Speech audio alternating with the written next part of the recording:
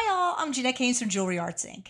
In this video, I'm going to talk a little bit about sandwich soldering, which is really just your object, piece of solder on top, and then your other object on top, like your ring shank, your post, whatever.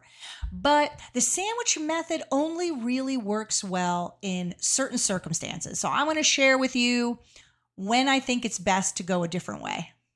So what we were just talking about is basically the soldering method of putting the shank on this lovely bezel. As you see, everything looks really good. But I came over and said like, okay, well, where's your solder? And she's like, oh, it's already on there. So it's positioned on there like a sandwich, right? Which is a method that I use for lots of things.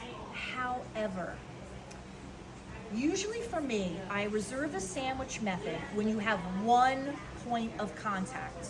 Because if we have two sides of this, you know, we've got like so, what are the odds that both those pieces of solder are laying there perfectly flat and that when it flows, it's going to settle down and behave itself beautifully?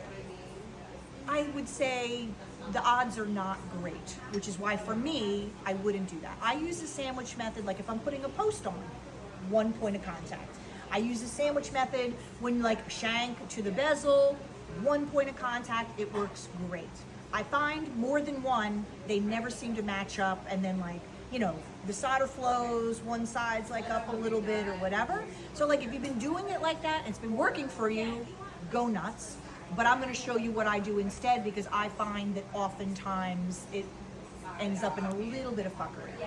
You know what I mean? You know that's always my goal, is to try to reduce the fuckery. So what I'm gonna do, I'm gonna pause, I'm gonna like cut some solder, you know what I mean, blah, blah, blah, and I'll set it up and then we'll tune back in, okay?